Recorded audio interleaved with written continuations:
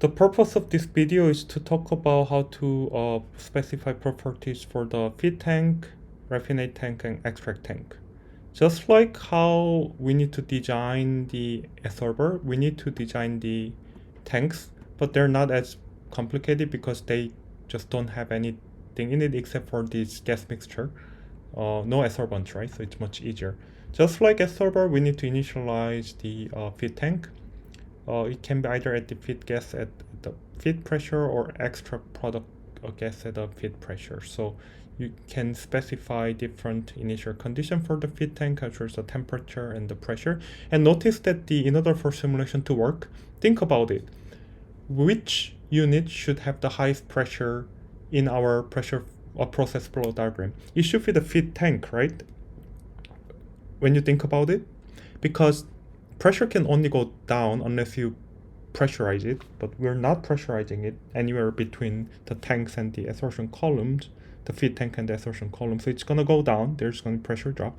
So it turns out that the feed pressure is the highest pressure. So this pressure should be above that of the high pressure of the adsorption column.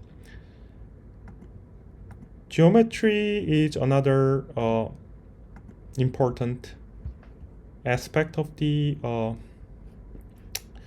feed tank specification. The aspect ratio, maybe say your height to diameter ratio, it's pretty much doesn't matter in this case. What matters is the final volume, and then of course you specify inner and outer radius. So the difference would also specify how thick the feed tank is made out of. But then important thing is the volume, right? So we assume cylindrical tank. So you compute the inner, like pi r squared, which is the area of the circle, and then height. So this volume is what's important, and this volume should be much larger, hopefully an order of magnitude larger than that of the void volume inside the adsorption column packed bed, right? So over design the feed tank because in terms of volume, because what they're supposed to do is provide buffers, right? So that's the idea. And we need to specify some physical properties, just like adsorption column. We need to provide density of the wall density of the feed tank, and depending on the energy balance, if you need to include energy balance, then we need to provide additional parameters like heat transfer coefficients and so forth. So without spending too much time, so raffinate tank, right?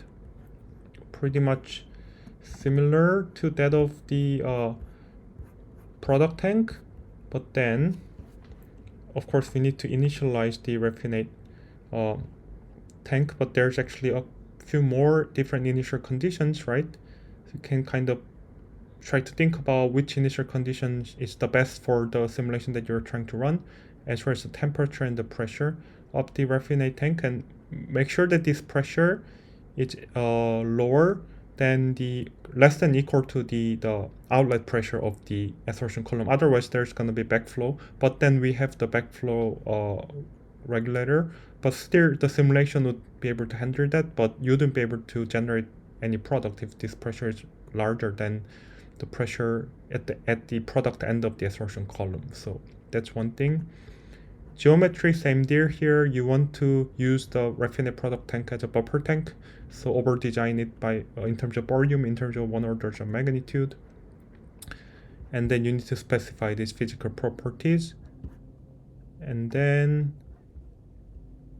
when you actually use a different types of control valve, check valve with back pressure regulator in the outlet, you might need to specify and tune these valve constants. So in that case, we'll have to provide this information too. And I'll reserve the explanation on that using other case studies in other videos on other days. Finally, extract tank. Very similar to the how you'd go about specifying the raffinate tank. So I don't think I need to explain this all over again, but you kind of get the point, right? So you can go through these tabs and then you can specify the right information. Thank you for listening.